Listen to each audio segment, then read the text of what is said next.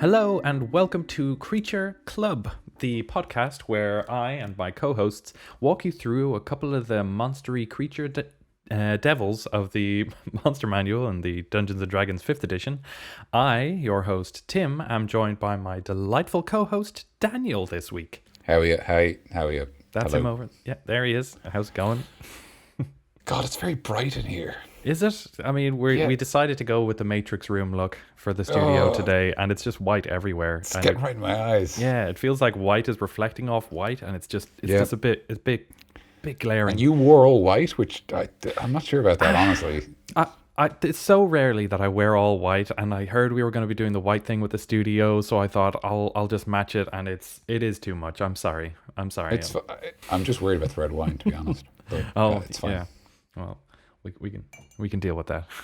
This is a nightmare waiting to happen. It sure is. Anyway, this week we are going to be doing our final episode in the epic that is the walk through the 9 hells with our devilish friends.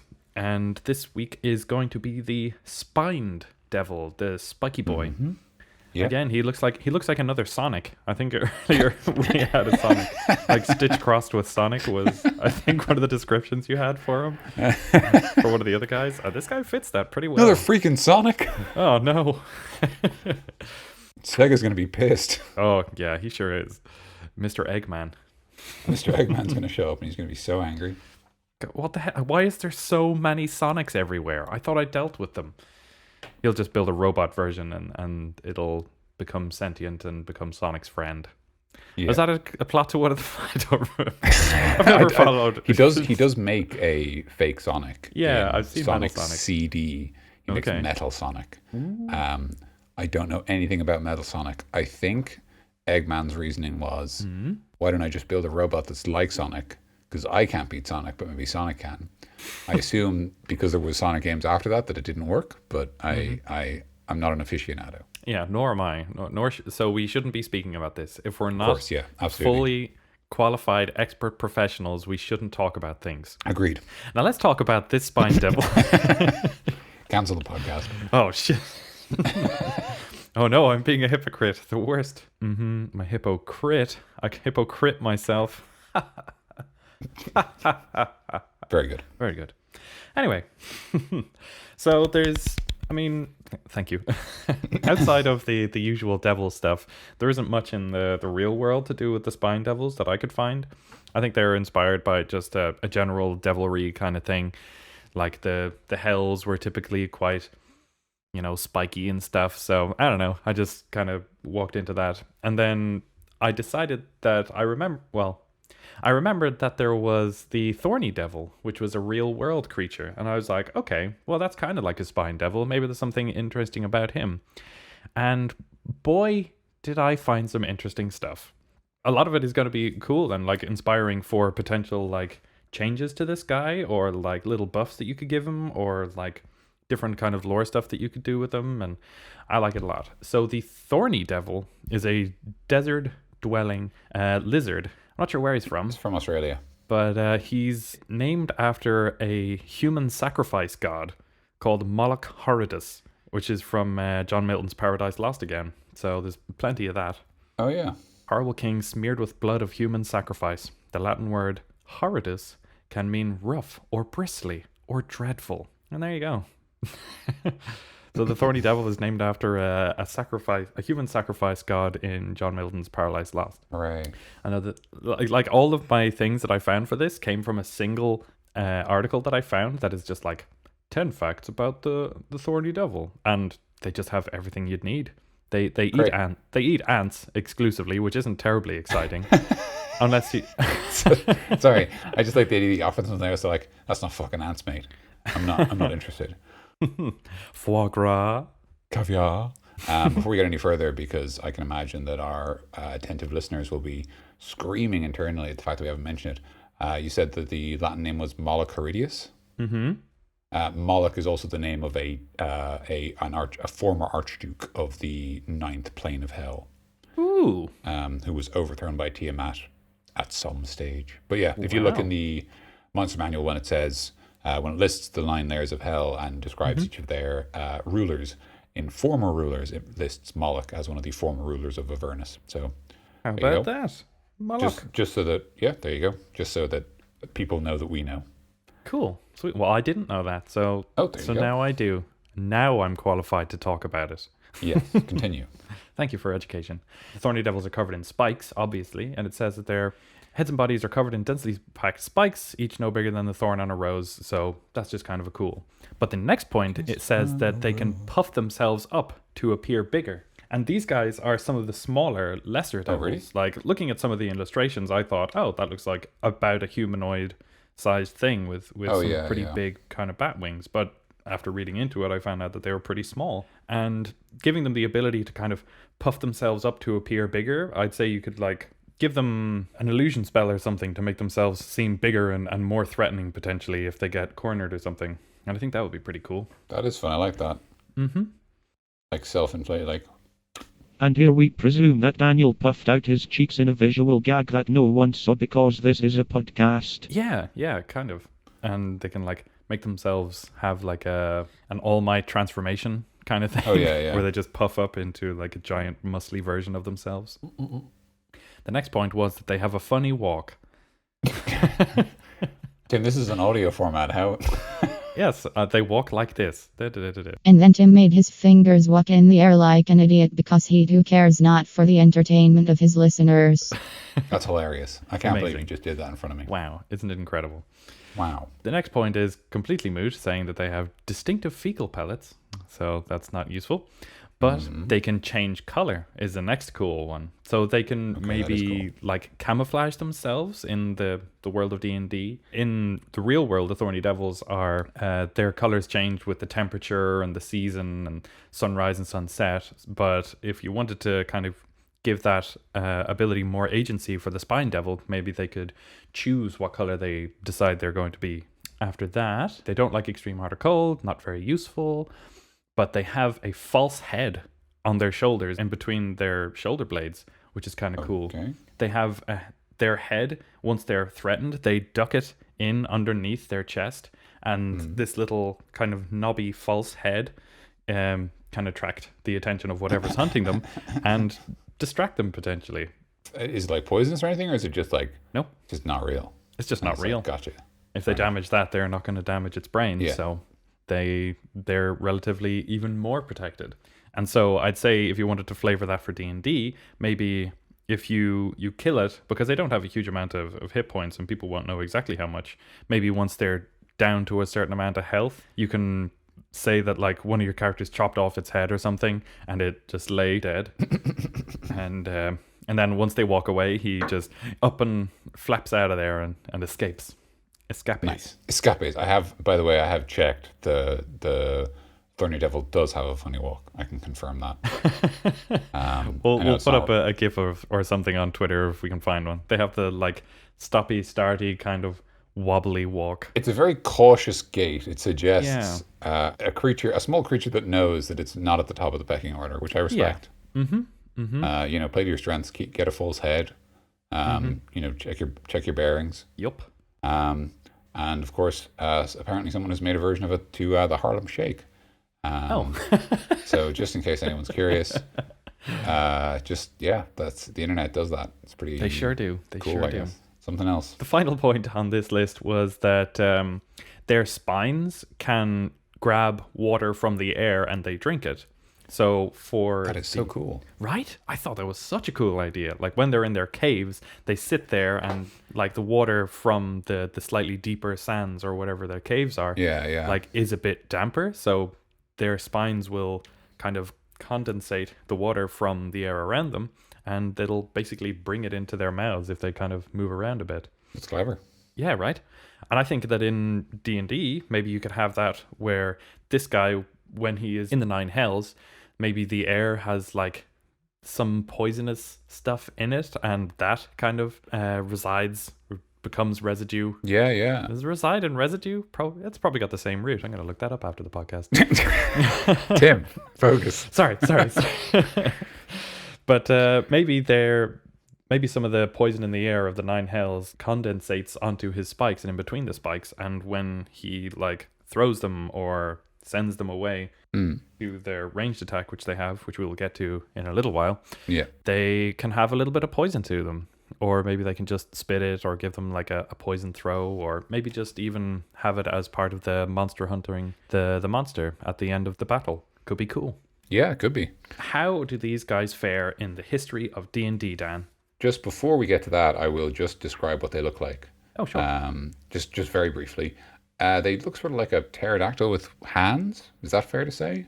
Sort of. They don't have quite the long proboscis. Yeah, actually they don't. You know what? It's fair to say that they're sort of, they have a humanoid figure, but they have big, kind of batty, mothy wings. They've got lots of spikes down their back. They have sort of a dinosaur head, sort of like a lizardy dinosaur head. And they have a long tail covered in spikes, as we would expect for the name. Yes. And this artwork depicts one wielding a fork. It's a trident-esque fork. Indeed. Rather than a bident, which I believe some devils wield. So that's what they look like. Yeah. And just very briefly over the history. So they weren't introduced with the other initial salvo of devils that were introduced in the first edition of the Monster Manual.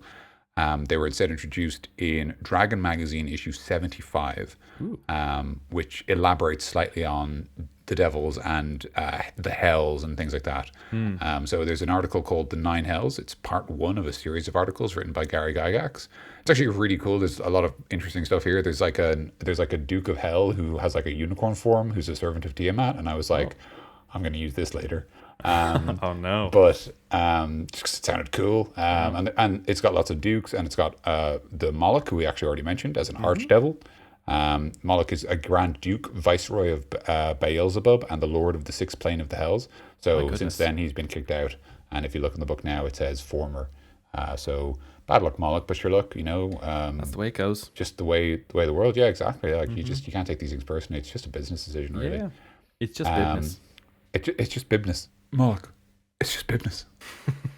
Fun fact: he has a 95% chance of being in his lair. Don't know where he is if he's not there. But anyway, so it also this is the first time we get the description of the spined devil, who actually has a kind of an interesting description. So in the 5th edition book, and this is the name they use in later editions, their alter name is the Spinagon, which isn't a bad name.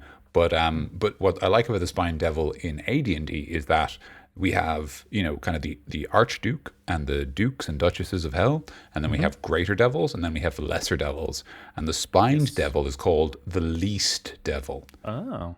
Which I really like, that it's using that distinction. Like, we already have greater and lesser, like we're using those words. And so the spined devil is the least of devils. And so that's why, like you say, Tim, they're small rather than medium. Yeah. So it describes them here. They're very similar to what you'd expect. They're like the lowest rung above the lemures. Yeah. They normally use a fork. They prefer to stay to the air. They're found in almost every layer of the hells as kind of minor servants. They're often in charge of shepherding lemures, the kind of porridge men we've talked about before. They can shoot their spikes at people.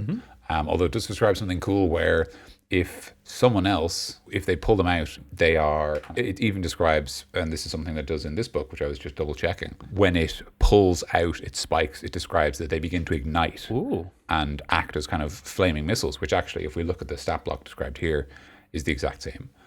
So they have very much the same powers, other than like a lot of other devils, they were given spell casting as a way to make them more dangerous. And so they have a couple of minor spells, but all of them are kind of what you'd expect. They can manipulate flames and shapeshift and stuff like that. So just kind of like, bad boy spells, basically. Yeah. But yeah, that's where the spined devil comes from.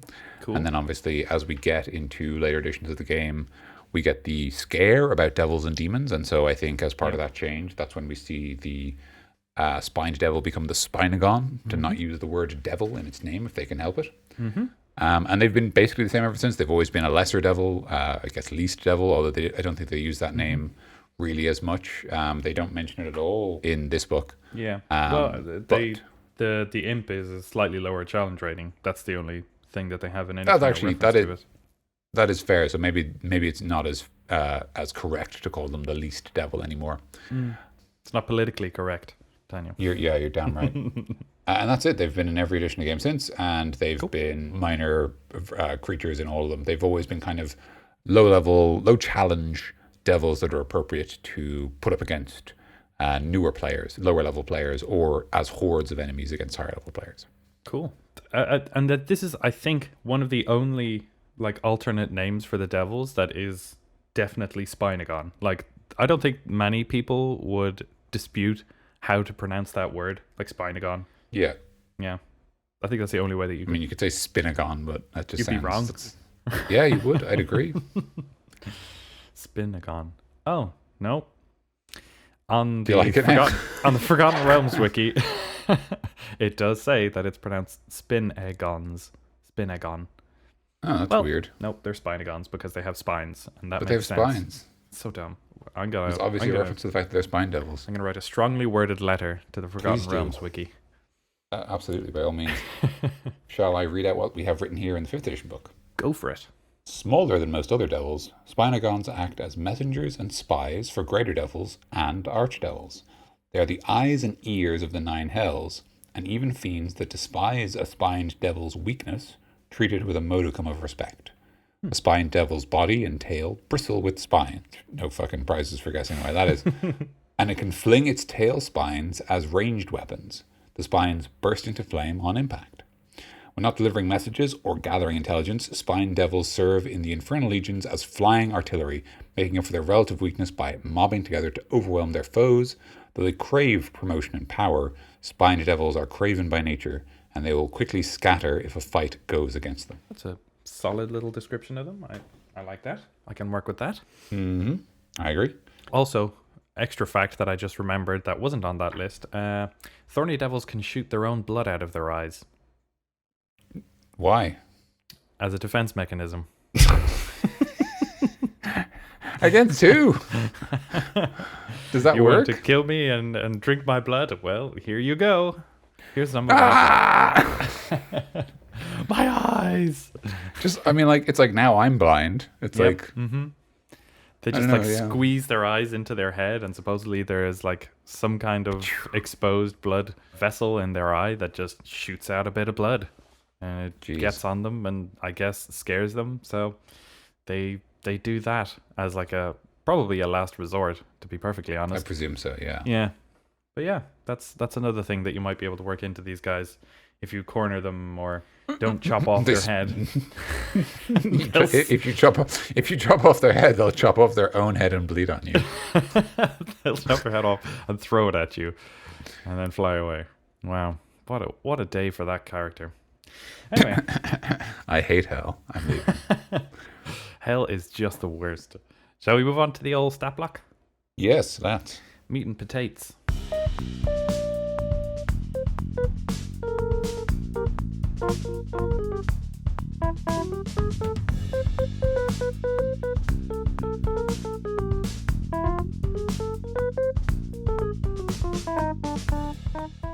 Spined Devil. Small Fiend. Devil. Lawful Evil. Armor class 13. Natural Armor. Hit points 22, which is 5d6 plus 5. A speed of 20 foot and a fly speed of 40 foot. Its strength is 10, dexterity 15, constitution 12, intelligence 11, wisdom 14, and charisma 8. So just the one below. That's almost exactly the array, actually. 15, 14, 13, 12, 10, 8 is the actual one, but it's very close. Very close to a classic array. Damage resistances, cold, bludgeoning, piercing, and slashing from non-magical attacks not made with silvered weapons. Damage immunities, fire and poisoned. Condition immunities, poisoned. Senses, dark vision 120 foot. Passive perception 12. Languages, it speaks infernal and telepathy. It speaks telepathy up to 120 feet. It speaks telepathy. Challenge. That's what it sounds like when you speak telepathy. Yes. Demonstrating 2, so 450 experience coins. Nice. Yeah. Isn't that nice? I'm going to cash them in for a skin. Oh, nice. You can get the red spine devil with that one. I got battle damaged Ganondorf. Oh, nice. He just laughs all the time. That's the only emote he has because it's an old skin, but it's fine. Yeah. Mm-hmm. It's very good. It's worth it. It was worth all those coins. Absolutely. I would spend that much on that. Don't care that I'm still level 1. It was worth it. Devil's Sight. Magical darkness doesn't impede the devil's dark vision. Flyby. The devil doesn't provoke an opportunity attack when it flies out of an enemy's reach. Oh. Limited spines. The devil has 12 tail spines. Used spines regrow by the time the devil finishes a long rest. Magic resistance. The devil has advantage on saving throws against spells and other magical effects. So that's relatively in line with the old devil side and magic resistance, but the flyby and limited spines are pretty cool. Yeah, they are. I love flyby. I would probably give that to more monsters in the world, because I think giving that to flying guys while they are in flight makes a lot of sense to me. Yeah, I get that. I mean, for the smaller guys, I suppose. Like if it's, for smaller creatures or creatures with just a high fly speed, it feels like it's a sensible thing that it's just hard to catch them while they're moving through the air. And their dex is 15, which is, I suppose totally adequate for being an impressive like ace fighter kind of in the skies. And he's small, so he's harder to hit. Like if a rock flies by, I'm not going to give that guy a flyby because you're basically trying to hit a house as it flies by you. Whereas this guy's team. Yeah, exactly. Yeah. Actions. Multi-attack. The devil makes 2 attacks, one with its bite and one with its fork, or 2 with its tail spines. Bite. Melee weapon attack, +2 to hit, reach 5 foot, 1 target, hit 5, a 2d4, slashing damage. Fork. Melee weapon attack, +2 to hit, reach 5 foot, 1 target, hit 3, a 1d6, piercing damage. Tail spine. Ranged weapon attack, +4 to hit, range 20, extended range 80 foot, 1 target. Hit is 4, a 1d6 +2. Piercing damage, +3, a 1d6. Fire damage. So it's much better with its ranged attack than it is with its melee attacks because it's got a dex mod and it doesn't have a strength mod. So even though it does have flyby, it probably doesn't want to use it if it can help it. It doesn't ever want to be in a position where it's at risk of opportunity attacks. Yeah. And it's really kind of a last resort. With its fly speed, it's probably just going to stay up unless you want to make it a slightly more interesting fight and just kind of throw a couple land-based spine devils. Nah, that's a bit too far from what they actually are. Maybe give a couple of them, say that if a few of them have used up their tail spines, if there's more than, say, 2 or 3 of them, maybe have 2 more that don't have their tail spines. But that's also kind of cruel. I don't know. Yeah, I don't know about using these guys by themselves. Do you want to read the quote there, Tim? Sure. I thought you might do a good voice is the reason why I said. Thank you. Yeah, I considered. Fly, my pretties, fly, fly! And that was by Fierna, Archduchess of Go on. Phlegethus, commanding her spine devil legions. I mean, commanding them to fly is pretty, basic. Bad orders, honestly. Just fly. Do you not want us to go anywhere? Cool. It's not great. It's not actionable. Right. Oh, are you letting me go free? I'm just allowed to fly now? Cool. I'm leaving. Sweet. Not Yeah. coming back. I'm getting a new commander. I think that's a solid little stat block. I like that. Like, it's actually one of the more kind of diverse of the lesser guys. Like, despite being just the supposedly least devil or the low boy, he's kind of a little bit more interesting than some of the other ones, or perhaps similarly interesting. Like, he has his 2 extra abilities and has a multitude of attacks that he can do. So I think that I would quite happily use these guys almost as they are, even without my weird, crazy ideas that I would attach onto them to give them some extra flavor and give them a little bit of extra homebrewy stuff. Yeah, absolutely, yeah. Mm-hmm. How do you feel about them? I like them as a challenge to Devil. It feels like they have all the iconic abilities of the Devil, so you get an idea of how Devils work. If for example, your players are in a game where they're fighting a lot of different Devils, you have magic resistance and you have Devil's Sight and you have the damage resistances and immunities. So you establish everything that the party need to know about devils that that will continue to be true if, for example, they go on to fight more devils. But at the same time, the creature isn't threatening enough on its own. Aside from if you didn't give the players a chance, aside from that, it wouldn't defeat a party of level 2 adventurers, because even if they, for example, don't have any magic weapons, it still only has 44 health, which isn't a lot for like a second level boss. Yeah. Like low level adventurers can still do the guts of about, if we say 7 damage a round each, assuming that they're all just making the equivalent of attacks they can make every turn. Then that's still only 5 turns. Yeah. 6 turns. And that's not even including, like, the wizard uses a spell slot and uses a more powerful effect, or someone uses fairy fire and then everyone else has advantage or whatever. Yeah. So I think it would be kind of, I think the Spined Devil might be a cool like introductory boss if you were running a game where the players are going to fight a lot of devils. I'm thinking of like a game where they're still really new adventurers, like they're only level like 1 or 2. Yeah. They're still in like the starting town, and they've heard about this creature, like, and people are like, it's a huge bat and it's attacking people at night. Like, 'cause they don't know what a Spine Devil is. And so the party are like, oh, we'll stake it out and deal with it. And then it turns out to be this Spine Devil who is like a much, more strange threat than they anticipated, but even still they can defeat it. Yeah. So that's how I would use it on its own. Anyway, I think it's cool. I think it's I think especially it's good against a level party because it has those really bad to hit mods, which just means that like one of the party members is wearing armor and the Spine Devil can never hurt them, and it's fine. It's like even if everyone else goes down, like the level 2 fighter who started off with like chainmail and a shield is just invincible because like the Spine Devil needs to roll like a 13 or higher to even hit them. And so it's like, it's fine, I'll just stand here and throw javelins at long range if I need to, because like classic javelins, havelins, I start with 5 havelins and they're free, and then you just chuck them. You got those for free? And then you retrieve them after every fight, and then you're like level 50 and you're like, havelins, and it's like, you serious? Weapon. You still have those? Ultimate weapon. I was born with them. They came from me. Yeah, they were appointed to me by the gods when I was born. Shall we head to Desert Town? Shall we jump Yes. into some further discussion of what We've would do with already these? inadvertently begun. We have. But yes, we have a let's. little bit. It's fine. I won't tell if you don't tell. I won't. Okay.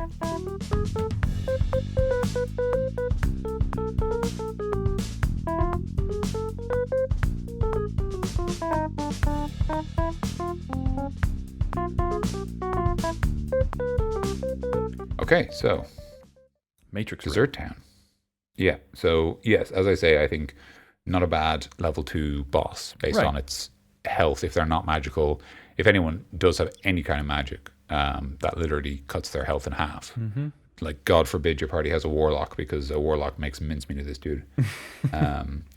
Like even at level 1, you're like a warlock. It gets like 2 turns and this thing's gone. Yep. So, which is fine because it is not supposed to be an existential threat to the party. It's supposed to be a small threat to give them an idea of how Spine Devils works. Ideally, you would have them fight the Spine Devil in such a way that you get to teach them this is all the things the Spine Devil can do, so that they can use that later on if they fight it again, because it does feel like the kind of thing that could show up again.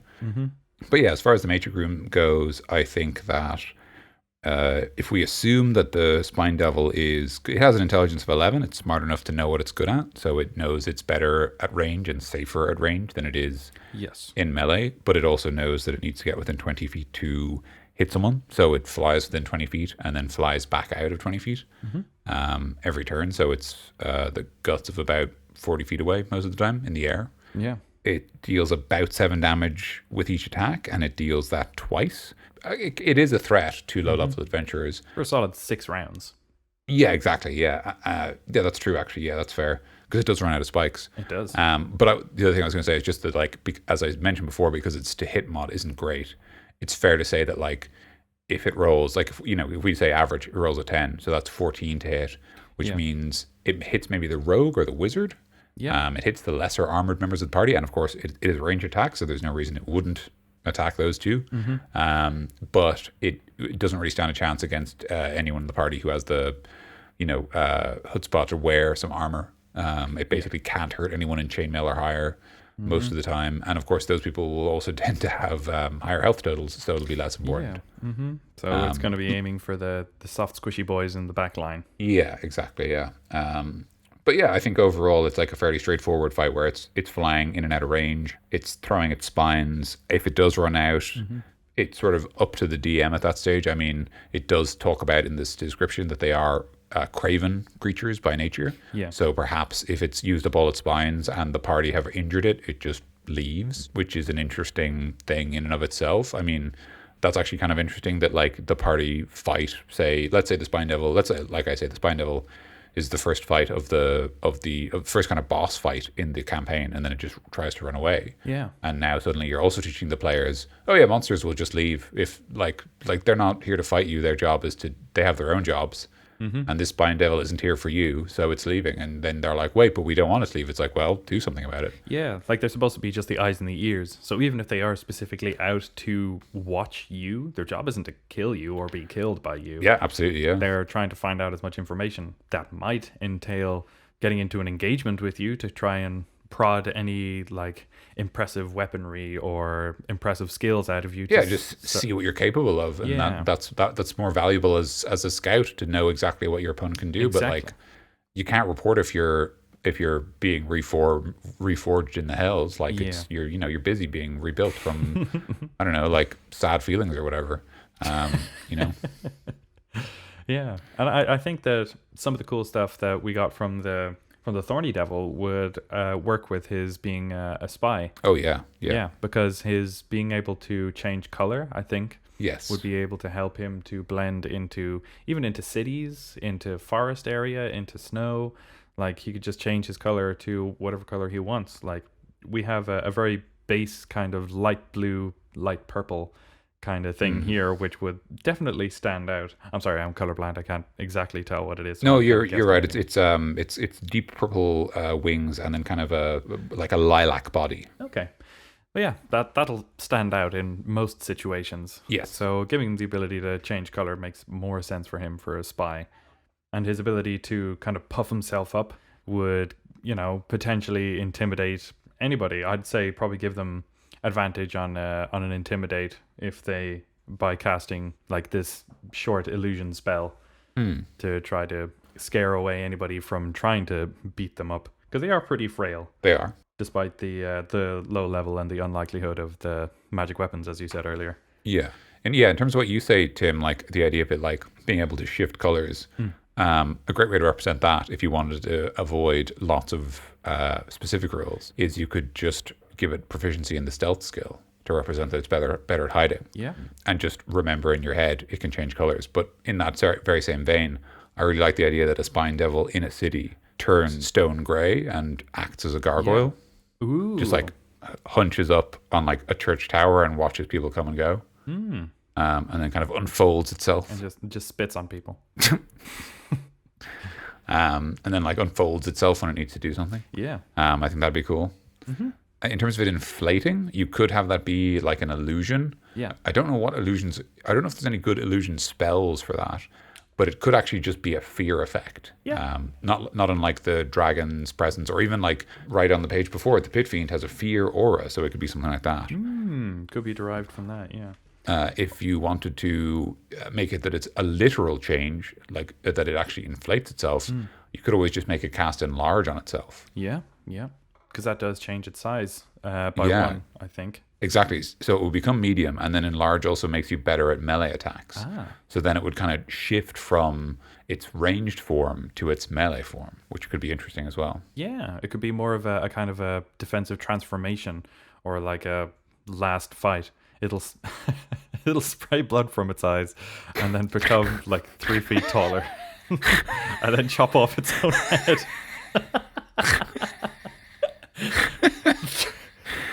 Incredible defense mechanism. I just love that it does all this. And like you're the DM, you're just describing it doing all this. The party just don't say anything. They're like, so do we like win or what's happening? What is going on?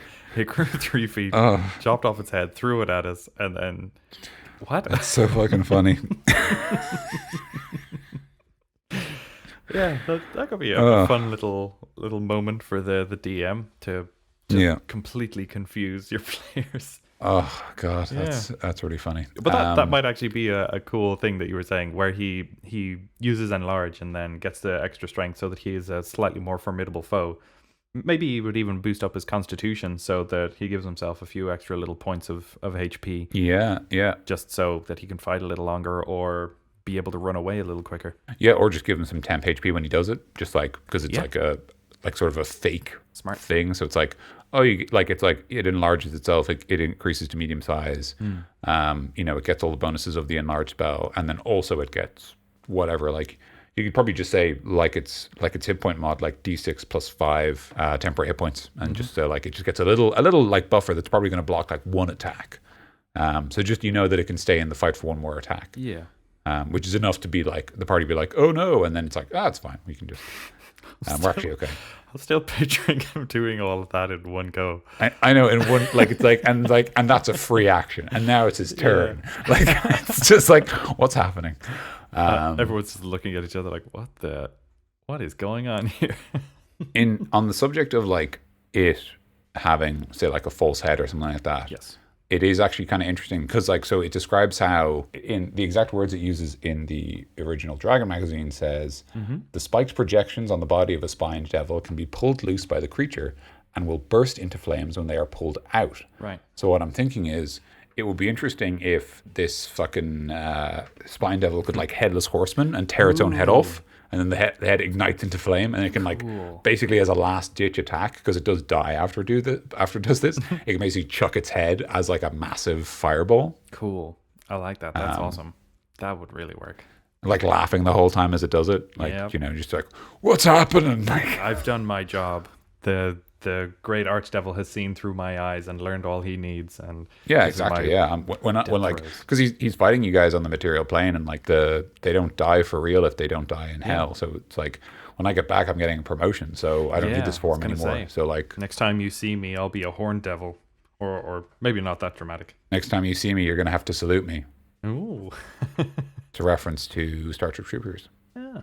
So this guy, I think he, with a couple of the addendums that we've kind of given him, he would work most effectively as kind of described, because being the purple small flyboy doesn't quite serve being a spy or an eye and ear of the hell. I mean, I think we've used that for quite a few of the devils thus far, like, or at least I have certainly said that, like, if these guys are going to come to the material plane and spy or invade or do whatever, they're going to be able to do it effectively because of their abilities to change shape. Like the Erinyes can turn into a humanoid. I think can the Pit Fiend? You guys did it last week.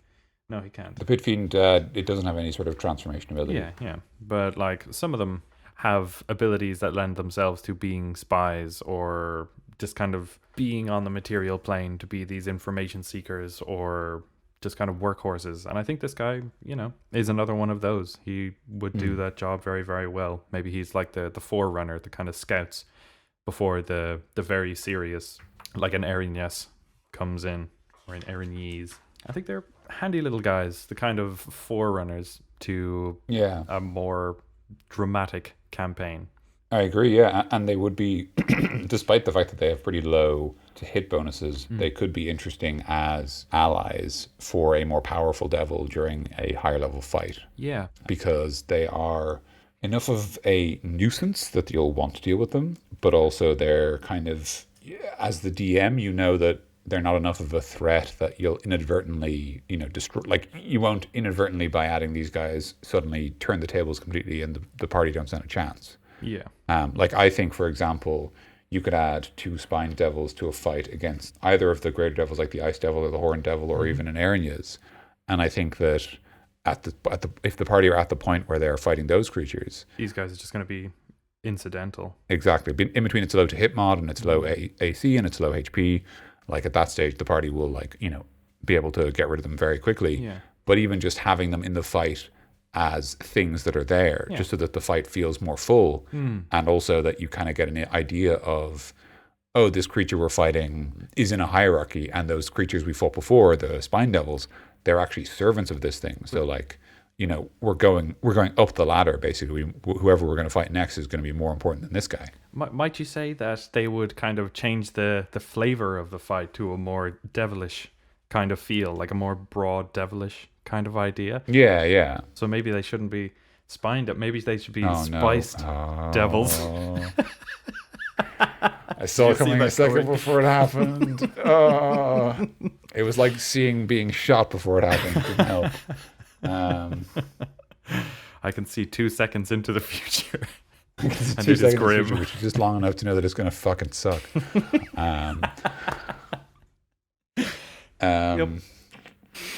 But I think, again, if we do want to talk about them not as individual monsters but as part of a devilish consortium, I think very strongly consider giving them some sort of buff. Yeah. If you do want them to be more threat, I actually think a really straightforward way to do it would be to basically put like the NPC knight much later in the book has an ability called leadership. Right. Yeah. Where it's like all allies can add a D4 to their attack rolls, saving throws, and ability checks, which is an ability that I absolutely love, because all it does is, by adding an extra dice to other rolls, you don't change those creatures' abilities or stats, so you don't have to do any more maths.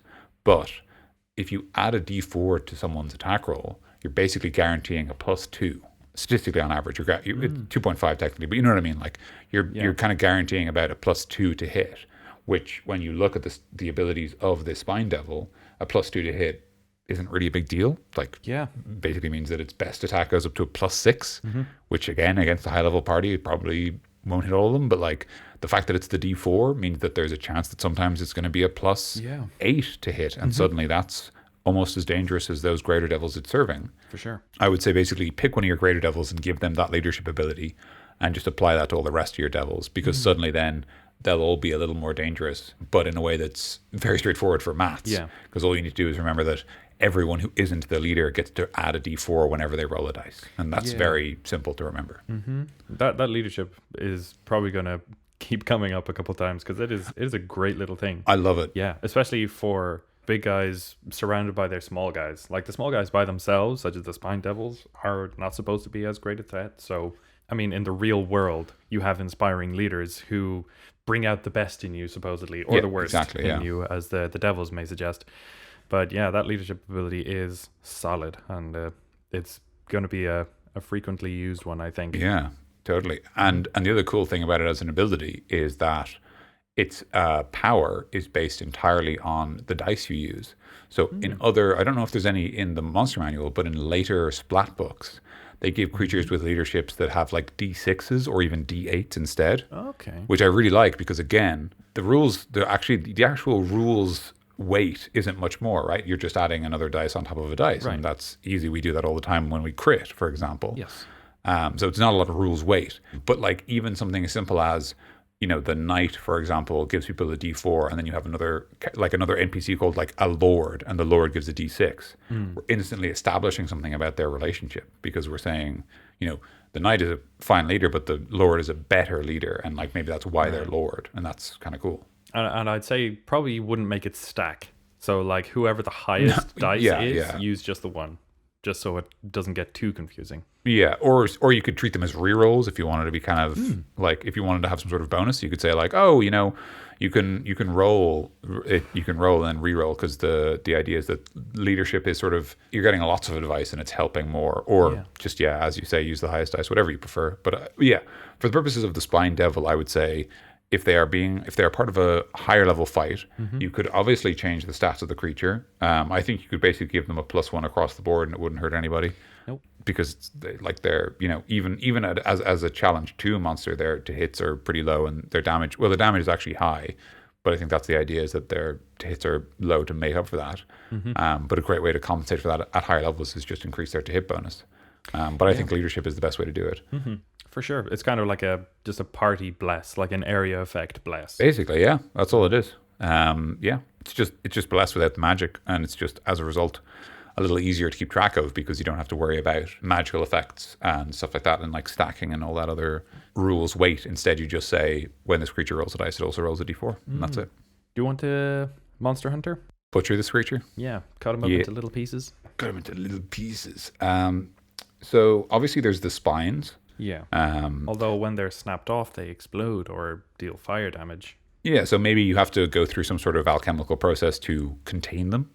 Like you have to holster them basically, or like trap them in something. Yeah. But it means like when you throw them at someone, they crack and they blow up. Put a lid where they've become detached so that whatever is inside doesn't come out. Like have a little metal cap that you can screw onto them. As weapons, the tail spines are very straightforward because they are a D4 weapon. They're a D4 ranged weapon that deal an extra D6 fire damage. And there is a weapon in the player's guide that is exactly that, the dart. So the tail spikes are just darts, just magic darts that deal an extra D6 fire damage, which is great because now your monk has cool darts. Cool darts. Cool darts. So that's nice. That's very straightforward. Their fork doesn't do anything special. It is a D6 weapon with a 5-foot reach. Nor does their bite. No, their bite's not particularly special. But their fork could just be you could figure out if it is made of a special material. Like, for example, is a devil's fork silvered for the purposes of fighting other devils? Okay. Or is it marked with something for fighting demons? Because obviously the devils are involved in a blood war with all the demons.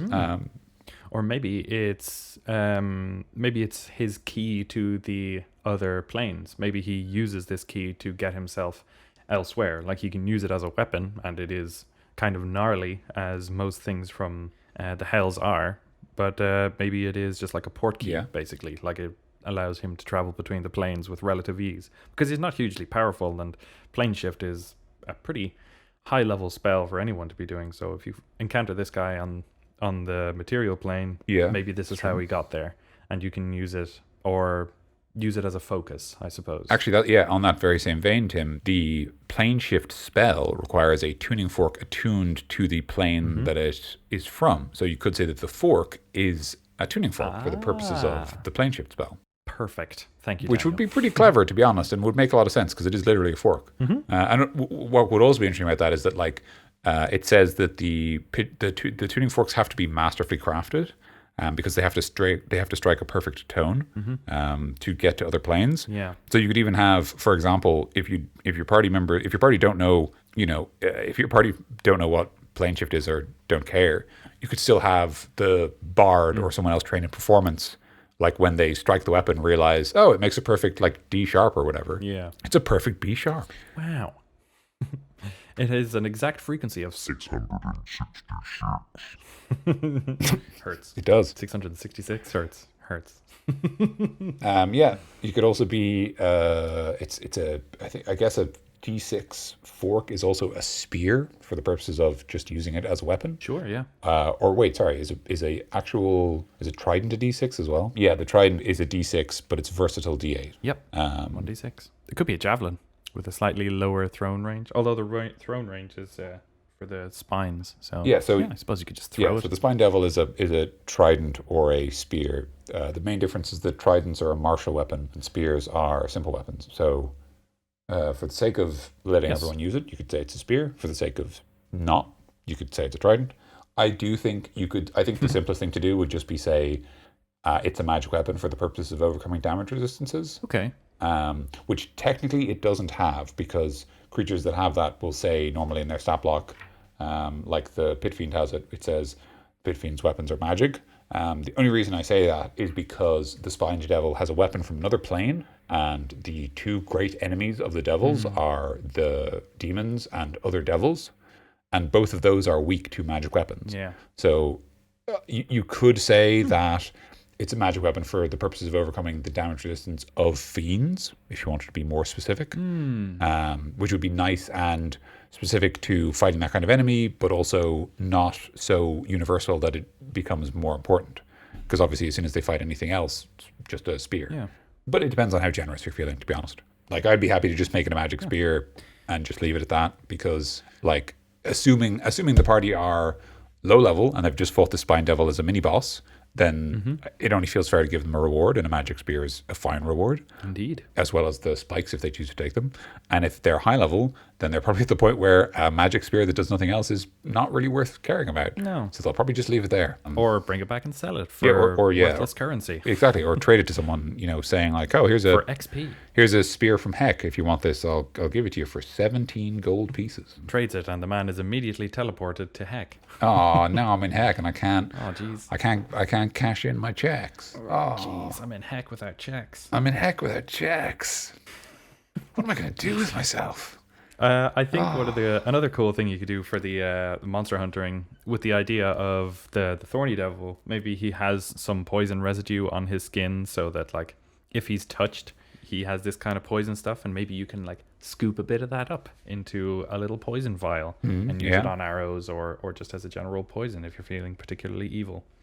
Yeah, actually, sorry, that was the thing I was going to say. On the point of you said about how its spines collect water, if you wanted to play with that, you could talk about how, like, as a spined devil flies through the layers of hell, it, like, collects residue. So, like, you could specifically say that if it flies through, say, a spell like Cloud Kill, its attacks deal more damage for a while. Ooh. Or you could, do something like that. Or you could get more generic and say, like, if it has been flying through hell for a while, it can deal more damage. But I think it would be interesting if it was stuff like, if it flies through a cloud of some sort of like effect, like Cloud Kill or similar magic, like a poisonous cloud, like one breathed by, say, a green dragon.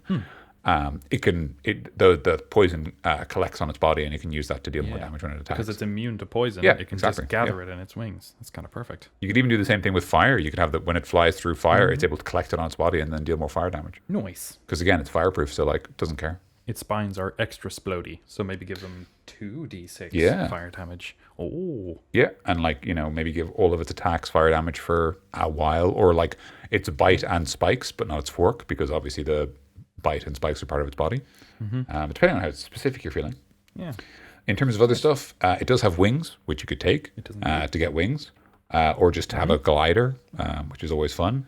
And other than that, there is the classic. It actually has a really good head for helmets. It does. Because it looks like a dinosaur. You could do that thing where like the upper jaw is above your brow and the lower jaw is below your jaw. Yeah, exactly. Cool. And then it just gives you like dark vision and devil's sight. Yeah. And maybe telepathy. But I would say, like, I would always say that if they're taking the head and they're monster hunting, I would say devil's sight comes first, because that's kind of the iconic devil ability. I mean, it's literally named after them. So like, that thing first, and then, maybe if it feels right, telepathy as well. Or the brain. They have to use the brain for telepathy, because that always feels sensible too.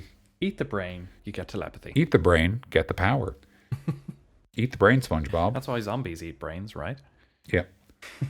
I think the flyby ability is a bit overpowered for any kind of lower party, or to be kind of throwing out willy-nilly, because you're probably going to be encountering more than one spine devil. You don't want to give everyone in the party the inability to be hit by opportunity attacks. Yeah, I mean, it is limited by the fact that it's only when they're flying. So the party members also have to fly. So you could say that, like, you can either turn their wings into something that flies, or turn their wings into, like, a cloak of displacement that lets you avoid opportunity attacks while flying. But you'll need to find your own source of flying, which, hey, the wizard would love, because then they can cast fly on themselves and leave. But, like, that's a third level spell, so that's fine. Like, they've earned that. Collect 13 spined devil pelts, and I'll put together this dodgy cape for you. This bad cape. So there you go. Do you have any other final thoughts about this spined devil, this spicy boy? Just also, as well as that, obviously you could get the wings as a fireproof cloak. That's the old classic, but I think it's still cool, to be honest. Like, just like a cloak that, like, as a spell comes in, you like pull it up around yourself, and like the spell glances harmlessly off. I just think that's cool, a cool image, and there's nothing wrong with that. Fire is classically very damaging, so being able to resist it in any form. Exactly, yeah. Like, and like a lot of the sort of famous damage dealing spells, like Fireball, Wall of Fire, like, to be able to resist those is cool. Just feels kind of cool and iconic. I was thinking, is there any other final thoughts? But I don't think there is. I think that's everything. No. I think we're good. Okay, great. So that's been the spined devil, and with that we are finished with the devils for good. Indeed. We are finally free of the hells. And I believe next up is the big boys themselves, the dragoons. El Dragons. But of course, before we get to the Dragons proper, we have to do the Dragon templates. Yes. So the Draco Lich and the Shadow Dragon. Shadow Dragon. Mm-hmm. Red Eyes Black Dragon. So yes, so we do have those two templates, but then we'll be into the dragons proper. Yeah, I'm excited. I know, yeah, I imagine you are. I think though we'll probably that wasn't me trying to be sassy. I know that you really like dragons. Yeah, I fucking love dragons. But I do think that we'll probably take a break and try out some non-monster related content briefly. I think, for example, now that we finished with the devils, it might be good to double back and do a villain squad on them. That feels like a very natural fit. Indeed, I'd agree. And as well as that, we can obviously do other bits and pieces. But yeah, so we've got that coming up in the future. So thank you very much for listening, as always. If you've enjoyed this, you can subscribe on whatever platform you use to listen to podcasts. You can review us on iTunes, or I assume you can review things on Spotify. I don't have Spotify. I couldn't find any way that they could do it. I looked into the thing, and I don't think you can. That's fine. Belay that last order.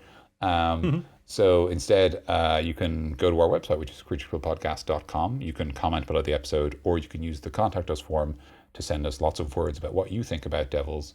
Because we've done them all now, and we'd actually, it'd be nice to hear other people's cohesive feedbacks about all of them. As well as that, you can find us on Twitter, which is @CreatureClubPod. That's a great place to reach us if you just have thoughts as you're listening to the episode. We're generally all on Twitter pretty regularly, so if you say something there, chances are we will see it pretty quickly. Actually, recently I got a DM from a friend of the podcast, Christopher Stewart, and he had some questions about giants. Which is cheating because we haven't got to giants yet in the book. Indeed. But he asked some interesting questions, and the pretentious game designer in me couldn't resist, so I gave him some of my thoughts, which we might come back to when we actually get to giants. Indeed. Other than that, is there any other way you can reach us? There is creatureclubpodcast@gmail.com, and you can send us your homebrews, your monsters, your classes, your spells, your templates, whatever you like.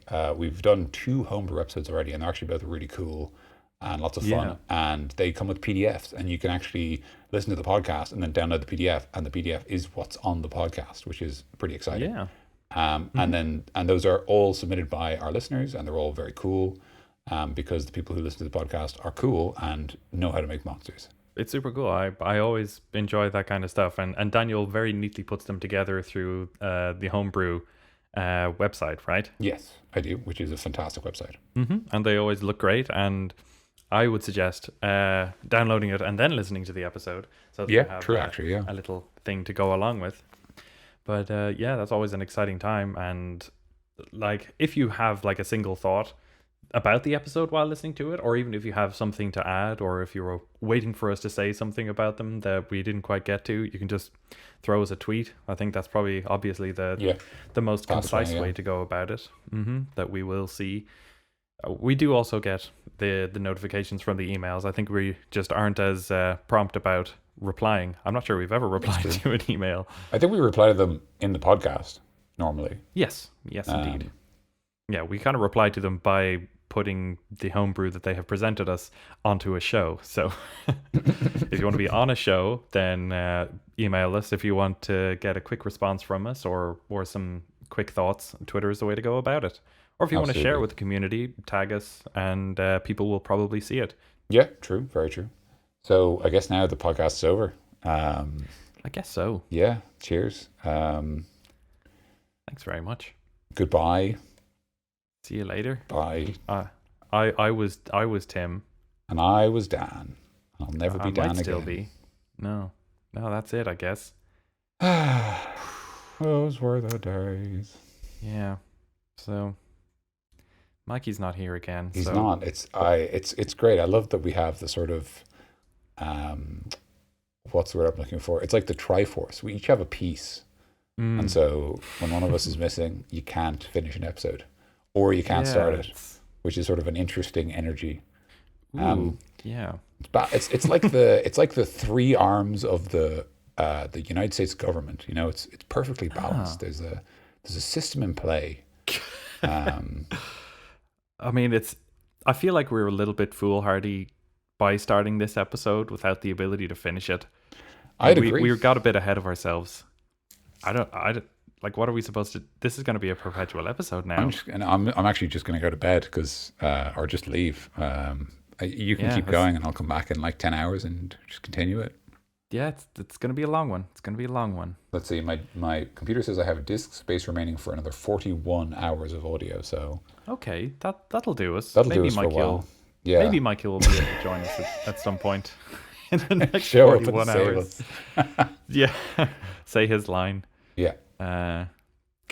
What is it again? It's do not warm. Continue in a state of Cease. frigidity. Heat. Absence of heat. No, I don't know. No. Goodbye. Bye.